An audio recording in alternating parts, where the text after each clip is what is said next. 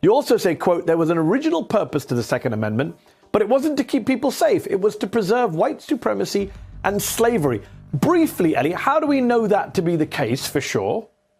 Yeah, so I'm coming up with that just because I'm reading Patrick Henry and George Mason, who was then governor of Virginia at the founding of the country. This is not my words. This is what those white guys said when they were debating the Second Amendment. In a not so surprising revelation, the Second Amendment is a racist relic of slavery. They said that they needed a Second Amendment because they needed the armed, disciplined, that was their word, militia to put down slave revolts. And they were worried that under the original Constitution, the federal government had all of the power to raise the militia, right? The Southerners needed the militias to put down slave revolts because, you know, Mendy, it's a little bit difficult to hold people in bondage against their will. So you needed some military superiority, and the Second Amendment was there to make sure that the states had the power to raise the militia on their own. So Virginia could raise its own militia to put down slave revolts in Virginia without having to ask Connecticut or Massachusetts whether or not they agreed with that. That's why it's there. That's why the white folks said it was there. I always love Elie Mysel's appearances because he really knows how to lay down the facts. Like he said, during the 1788 Virginia Convention to ratify the Constitution, two anti-federalists, Patrick Henry and George Mason, made the plea to place the organization of militias and gun distribution in the hands of states to quell the increasing occurrences of enslaved people fighting to end their cruel and devastating treatment under the foot of slavery.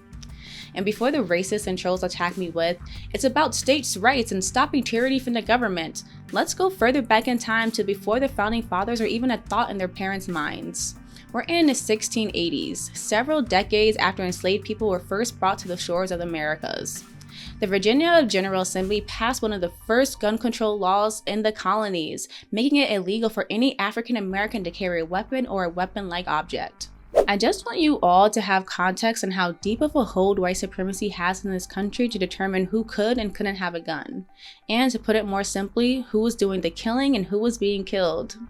Let's go back to the 1700s. In the years that followed the decision to ratify the Second Amendment, gun prohibition laws targeting Black Americans began popping up all around the country. Honestly, the list was way too long to include in this video, but I'll drop a link in the comment section. Where I want to take us next is post-Civil War, specifically 2 years after Lincoln signed the Emancipation Proclamation of 1863. Fear gripped white slave owners and racists, and so they began pushing for new laws dubbed the Black Codes that would prevent Black Americans from owning guns or joining militias on the basis that they were not citizens of the United States. This decision was set in precedence by the Supreme Court's ruling on the Dred Scott versus Sanford case of 1857, 6 years prior.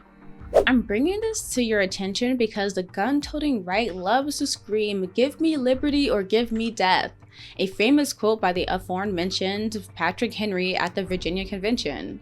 But how can a law that was specifically meant to take away the liberty of Black Americans in this country be something to cheer about, unless that liberty is only meant for a specific group of people? How can this be fighting tyranny when it was used to oppress Black people? Here's my point. Many laws, legislation, and governmental practices have racist origins, including the filibuster that was used by racist Southern legislators to stop over 200 anti-lynching bills. Why do we continue to both sides this issue when the other side's legitimacy is based on racism? Why do we allow our elected leaders to utilize legislation or tactics that are tools of white supremacy that's still oppressing the majority of what Americans want? Comprehensive gun reform and an end to the filibuster so that we can actually pass meaningful legislation. I want you all to ask yourselves, what kind of country do I want to live in? Because my answer is, not in this BS. Thank you all for watching Rebel HQ. Like the video and don't forget to subscribe.